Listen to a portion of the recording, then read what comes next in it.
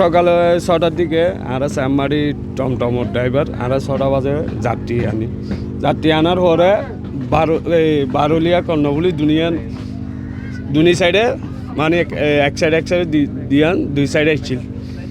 তো এই বারুলিয়ারে একজনের হতে পাই এটা আগুন ইয়া 6টা বাজছে ইতারা মানে হালিয়ে যাত্রীরাই আজি 6টা বাজে যাত্রীরাই রওনা দিব।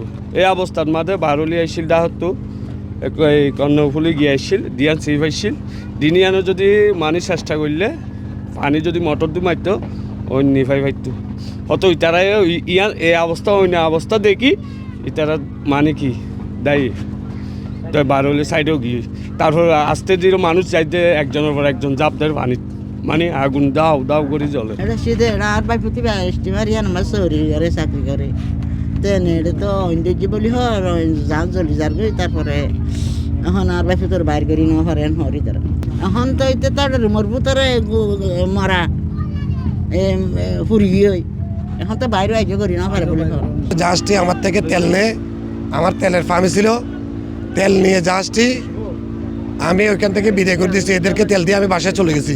বাসায় যাওয়ার পরে আমাকে ফোন দিছে, শুনতেছি রে মানে জাহাজে আগুন লাগছে। কয়টায় লাগছে এটা 5টা 6টা 7টা হবে এরকম এখানে চলে আসছে জাহাজ যাত্রী ওঠার জন্য। কোথায় গাড়ে তখন ম্যাজিস্ট্রেটে লাইন করে দিছে এদের যাত্রী এই শিবের যাত্রী তোলার জন্য। তো উপর থেকে দেখতেছে শিবে আগুন দেখার পরে দেখতেছি এখানে এই শিবে তো মানে কি অনেক ক্ষতি হয়েছে, সব কিছু নষ্ট হয়ে গেছে, কোটি টাকা নষ্ট হয়ে গেছে মালামাল। তো এই শিবে একজন লোকও মারা গেছে এখানে।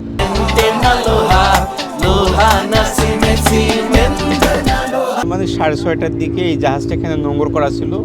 পর্যায়ক্রমে বিআইডব্লিউটি ঘাটে তারা যাত্রী তোলার জন্য এই জাহাজগুলো সেখানে নোঙর করে, তারপর যাত্রী নিয়ে সেন্ট মার্টিনের উদ্দেশ্যে রওনা হয়। এখানে নোঙর করা থাকা অবস্থায় আগুন ধোয়া দেখা যায়, ফায়ার সার্ভিস তাৎক্ষণিকভাবে আসে, এছাড়াও কোস্টগার্ড হেল্প করে এখানে আগুন নিভানোর ব্যবস্থা করা হচ্ছে। আমরা আসলে এখনও জানি না আগুনের সূত্রপাত কীভাবে, এবং এখন পর্যন্ত আমরা হতাহতের কোনো ঘটনা জানতে পারি নাই।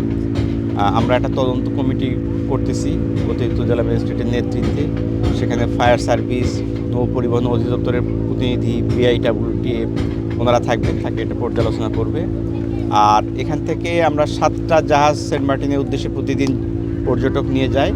এই সকল জাহাজের যারা প্রতিনিধি আছেন, নৌ পরিবহন অধিদপ্তরের প্রতিনিধি, ফায়ার সার্ভিস, কোস্টগার্ড, বিআইডব্লিউটি সবাইকে নিয়ে আমরা আজকে বিকেল 3টায় একটা পর্যালোচনা সভায় বসবো, যাতে যে জাহাজগুলো সেন্ট মার্টিনের উদ্দেশ্যে ছেড়ে যায় তাদের জাহাজগুলোর কন্ডিশন আমরা পুনরায় পর্যালোচনা করে প্রয়োজনীয় সংশোধনে যদি কোনো প্রয়োজন থাকে আমরা পদক্ষেপ করব। স্যার, আমরা এখন পর্যন্ত কোনো খবর পাইনি। ভিতরে আমাদের ফায়ার সার্ভিসের লোকজন আগুন নিয়ন্ত্রণে অলরেডি এনেছে, আমরা তাদের সাথে কথা বলতেছি। এখন পর্যন্ত আমরা কোনো এখন তো যাত্রী তোলা হয়নি, তারা এখানে নোঙর করা ছিল। এগুলা ফিটনেসের ঢাকার থেকে যে নৌ পরিবহন অধিদপ্তর সেখান থেকে ফিটনেসে তারা সার্টিফিকেট নিয়ে আসে, আমরা তাদেরকে নিয়েও বসবো, সকল সার্টিফিকেট আমরা পুনরায় পর্যালোচনা করব। সমস্ত সংবাদ পাই যে একটা লঞ্চ আটলান্টা সেটাতে আগুন লেগেছে। তো আমরা এসে আগুন দেখতে পাই, আমরা সাথে সাথে নির্বাপন কার্য পরিচালনা করি। এর ভিতর আমরা জানতে চাই কীভাবে কী হয়েছে ওনাদের কাছ থেকে।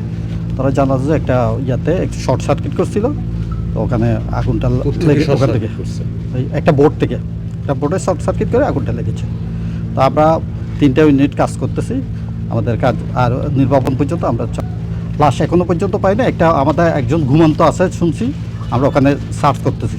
ওনারা যাত্রী তোলার জন্য আসতেছিল, এই জন্য ওনারা সবাই ব্যস্ত ছিল, ওনারা সেই জন্য ভিতরে কেউ ছিল না বলছে, একজন শুধু ঘুমন্ত ছিল বলছে।